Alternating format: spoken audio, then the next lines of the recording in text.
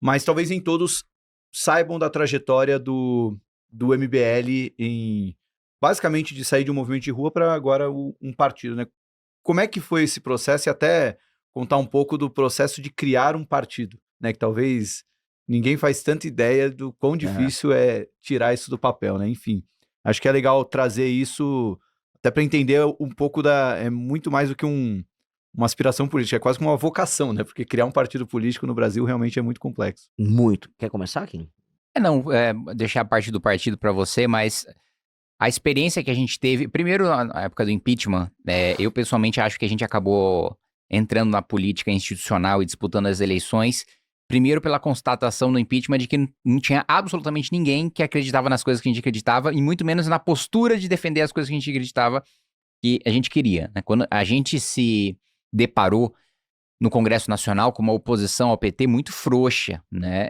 A liderança da oposição, tanto na Câmara como no Senado, estava com o PSDB, né? E a gente teve que empurrar o PSDB ladeira acima pelo impeachment, né? E veja, o partido que dizia fazer oposição dava discursos abertamente contra o impeachment da presidente da República, né? Então, o primeiro ponto, não se fazia uma oposição dura e incisiva como a gente defendia, e também o próprio programa, né, da chamada oposição não estava de acordo com o que a gente acreditava. Quem fazia uma oposição mais firme, mais dura, era o DEM na época, tanto que me levou a disputar minha primeira eleição pelo DEM, né? A gente teve líderes firmes que ajudaram muito no impeachment, o Mendonça Filho, o Paulinei Avelino, o Efraim Filho. E aí a gente começou a nossa experiência de disputar eleições por partidos diferentes, aqueles que nos davam a liberdade de discursar e de votar como a gente bem entendesse. Tanto que, bom, nessa semana nós tivemos exemplo disso, na PEC da blindagem, a maior parte do meu partido votou a favor, votei contra, discursei contra, apesar de ter uma pressão muito grande do plenário, né? Porque é em etapas, né? Primeiro a pressão é o seguinte: teve a reunião de bancada, que agora já do PP com União, 100 deputados na sala, o relator, Cláudio Cajado. E aí os dois líderes, o Pedro Lucas e o Luizinho, perguntaram: mas tem alguém aqui que é contra esse texto? Óbvio que esse texto é bom pra gente, não sei o que lá. Dos 100 deputados, só eu levantei a mão, né? Aí começa a pressão, né? Não faça isso, vota com a gente. Esse é o primeiro passo. O primeiro passo é o vota com a gente. Vota com a gente, tal, não sei o que, faz um gesto, né? O famoso gesto, a sinalização. Aí eu falei: não, gente, pelo amor de Deus, não tem a menor condição, não tem a menor chance de eu votar a favor disso. Mas então não vota. Esse é outro passo, né? Se você não tá confortável com votar, colocar seu nome, aparecer na mídia como você votou a favor, não vota, né? Mete um atestado, né? Vai pra casa e tal. Eu falo: mas não tem a menor chance de eu não votar isso aqui. Tá bom, então vota contra, mas não discursa, não vai lá pra tribuna, apresenta requerimento de obstrução, não coloca na rede, também, né, não vai queimar os colegas. Eu falo: gente, tem a menor chance de eu não discursar, tem a menor chance de eu não falar. Então, apesar da pressão, votei, e a gente tem independência para fazer isso, mas essa independência, ela acaba num momento em que a gente quer escolher as eleições que a gente quer disputar e os projetos que a gente quer ter, né? O partido tinha me prometido nas eleições para a prefeitura que se eu batesse 10% nas pesquisas, eu disputaria. Eu bati 10% e não disputei, né? Então a gente não tem a liberdade de ter projeto próprio. E veja, qualquer partido que tem um projeto sério, primeiro vai buscar disputar eleições majoritárias, né? Porque a maior parte dos partidos políticos não são sérios, não tem projetos próprios. O que interessa tem um cara com muita chance de vencer, vamos compor com ele para ter cargo quando ele vença. Mas não tem o menor interesse dele implementar um projeto próprio, dele deixar a marca do partido, dele deixar o programa do partido. E o outro ponto é: se você tem um quadro no seu partido que foi mais votado e tá 10% das intenções de voto numa eleição majoritária, obviamente você lança. Tipo assim, numa lógica de qualquer partido que quer construir um projeto. Ainda que seja que o partido não acredite na sua candidatura e seja para perder, é para você construir o próprio projeto do partido para o futuro e fortalecer aquele quadro. Então, o fato da gente não ter espaço para ter um projeto majoritário, para montar a chapa do jeito que a gente quer, para mandar os votos para os candidatos que a gente quer, meio que tornou até inevitável a gente buscar um caminho próprio de fundar o partido. E aí o caminho de fundar o partido, o Renan sabe falar muito melhor do que eu. Foi já, e coloca dentro dessa resposta aí, porque não o partido MBL e partido Missão. Já vou começar com isso. E mais uma, e por que 14? Ótimo. 14... Enfim, 14 é difícil defender, né? Brincadeira, 14 é o meu número da sorte. Em resumo, O lance do MBL, da missão, é porque a gente não vai... O MBL não vai acabar mesmo e a estrutura do MBL enquanto movimento, ela é necessária. Inclusive necessária para pressionar o próprio partido. É uma estrutura dinâmica, ela tem que ser meio dialética, no sentido do movimento obrigar o partido a não se conformar à lógica de um partido político brasileiro. A lógica de um partido político brasileiro é a lógica de uma entidade que participa de uma gincana que acontece de 2 anos, que a gente chama de eleição. E é uma gincana mesmo, é uma brincadeira, bota um monte de gente na rua com umas cores e tal, e essas pessoas têm uma brincadeira de captar votos de outras pessoas. Você pode fazer tudo, você pode dar dinheiro pra pessoa, você pode mentir, você faz o que você quiser. Termina a gincana, se a eleição é municipal, você faz vereadores, você faz prefeitos, os prefeitos na gincana seguinte vão fazer deputados, aí os deputados vão determinar o dinheiro que volta pra gincana seguinte. E você fica brincando disso. E aí você cria os operadores políticos, o Kassab é um operador, o Ciro Nogueira, Marcos...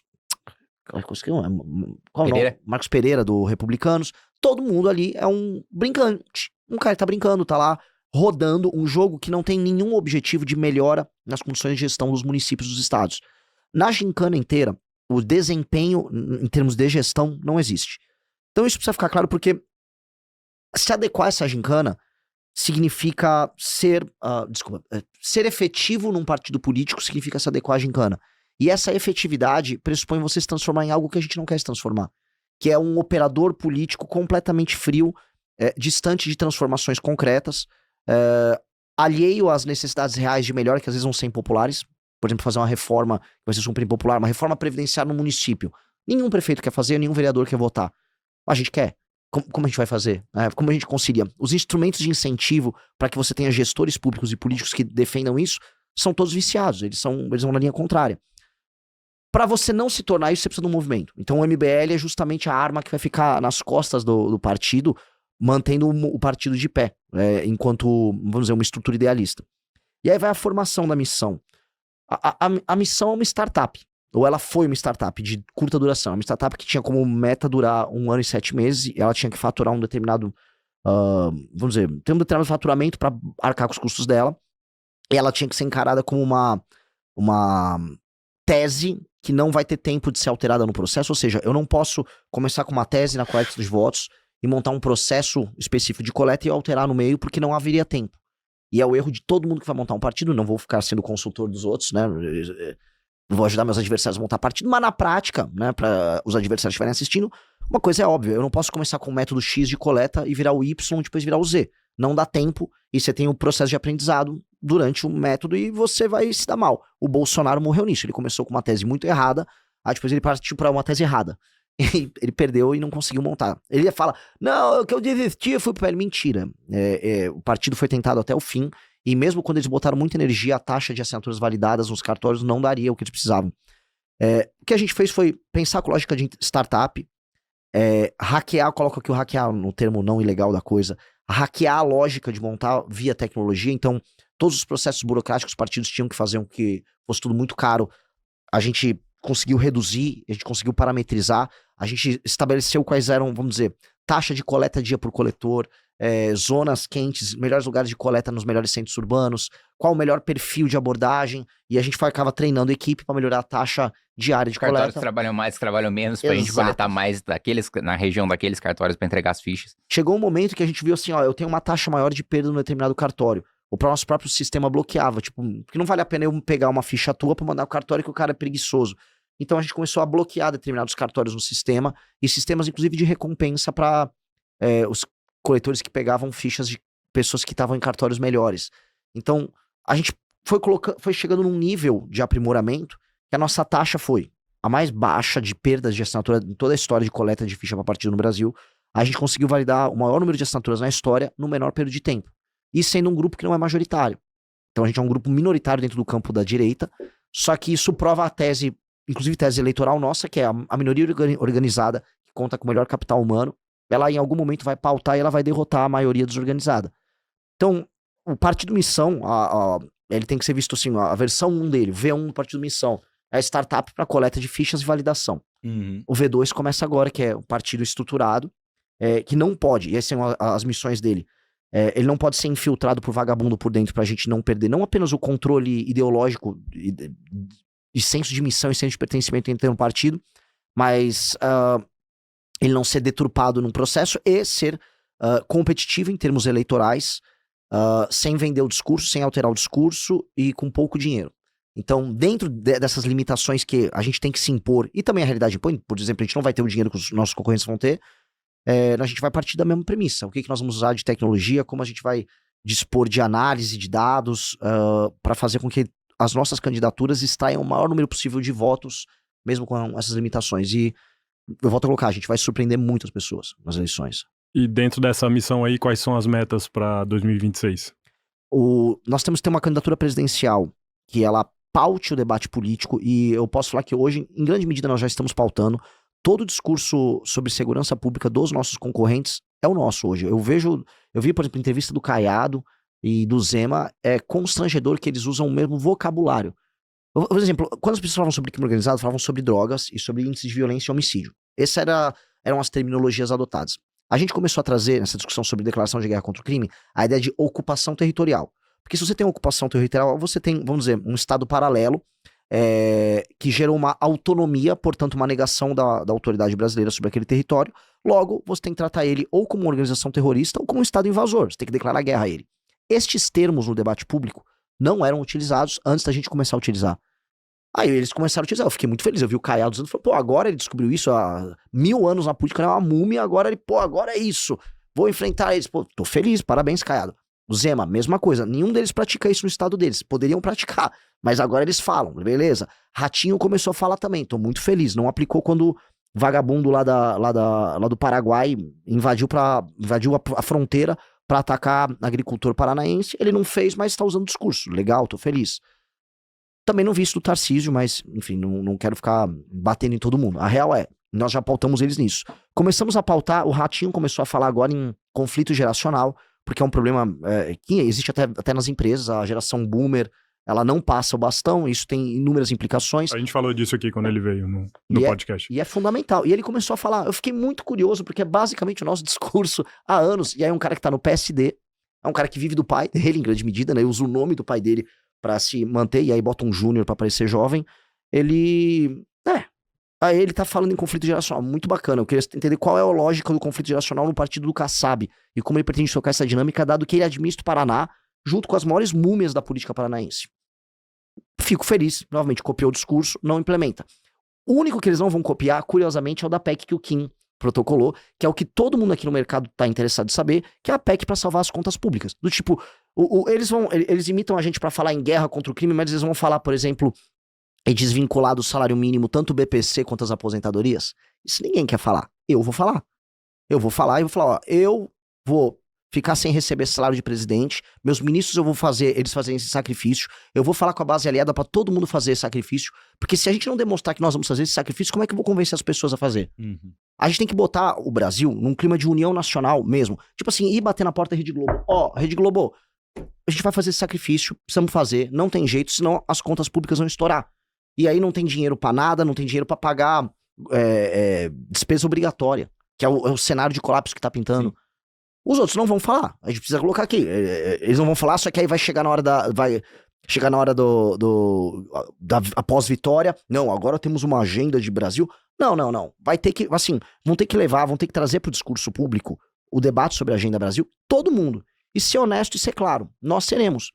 E eu acho que isso é bom que isso comece a pautar, inclusive pra a esquerda. Porque fica o Haddad no começo do mandato do Lula, ficou lá naquele papo de, não, a gente é pró-mercado, eu tenho algumas pessoas do INSPER aqui comigo, não, o arcabouço. O arcabouço o quê?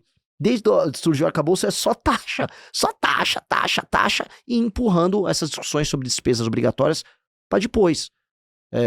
Não vai dar, a gente vai ter que meter o dedo na cara deles também, e eu acho que essa função social que a gente vai ter, isso necessariamente vai qualificar o debate. Então a gente não vai permitir que, vamos dizer, eles se pautem pela nossa agenda apenas no que é gostoso. Eles vão ter que se pautar no que é importante. Uhum. E eu acho que isso vai começar a dar um standard, sobe o sarrafo para discussão nas eleições, que nos outros anos não teve. Eu acho que essa questão do colapso orçamentário também corrobora a tese do Lula não ser candidato. Porque ele sabe que quem pegar o próximo mandato tá lascado.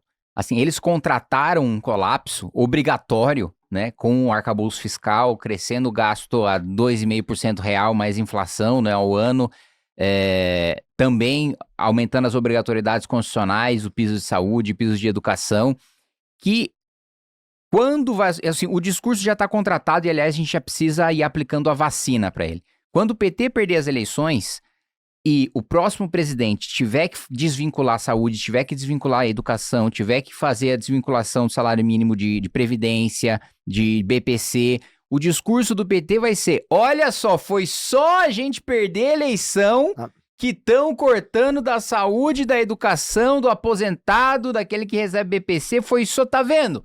Era isso, o plano sempre foi cortar do mais pobre. Pô, tô vendo até o Lindenberg falando isso daí. Esse vai ser o discurso, a gente precisa vacinar a população disso, de mostrar, olha, eles construíram esse colapso. Eles agora criam um orçamento e fundos privados paralelos para executar o pé de meia, fora do orçamento, ilegalmente, até o Tribunal de Contas da União, né, entrando com ações em relação a isso. Mesma coisa pro Vale Gás, todos os programas que são vitrine do governo. Eu tava questionando o Sidônio ontem, até falei: ô Sidônio, conversa com a Haddad, que se vocês vencerem a reeleição, cara, você tá lascado pra comunicar o que vocês vão ter que fazer. Tudo que você comemorou aqui, Farmácia Popular, Minha Casa Minha Vida, CAP, CNPq, Política Ambiental, vai ter 0 de orçamento pra 2027. 0 de orçamento pra 2027. Então, e pior do que isso, como o Renan colocou, a despesa obrigatória vai ultrapassar 100%. É como se você tivesse lá que pagar o seu convênio de saúde, que pagar a escola dos seus filhos, que pagar a sua segurança, que pagar o seu condomínio. E essas despesas ultrapassam 100% do seu salário. Sem você contar o que você gasta com água, com luz, com telefone, porque a gente está falando literalmente de não poder pagar conta de luz de ministério. É literalmente apagão, né? Então, esse discurso, e eu acho importante da gente colocar isso na campanha, porque se vence um presidente da República que sabe, todo mundo sabe que isso vai ter que ser feito, todo mundo, de todos os aspectos ideológicos, todos os candidatos, todos os governadores sabem que isso precisa ser feito. Alguns com mais profundidade, outros com menos, mas todo mundo sabe que precisa ser feito. E como o Renan colocou, nenhum deles vai falar na campanha. Em eles não falando na campanha, e essa sendo a primeira medida que eles vão precisar tomar, o PT tá com o discurso pronto, fácil, porque é uma medida dura, é um remédio amargo, e ele vai sair como estelionatário eleitoral.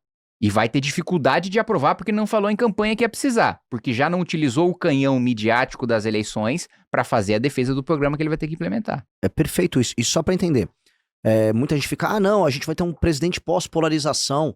Tá, só para colocar na cabeça da galera, nem Tarcísio, nem Ratinho, nem Zema tem voto de opinião. Eles estão todos aguardando o Bolsonaro dar o endosso deles.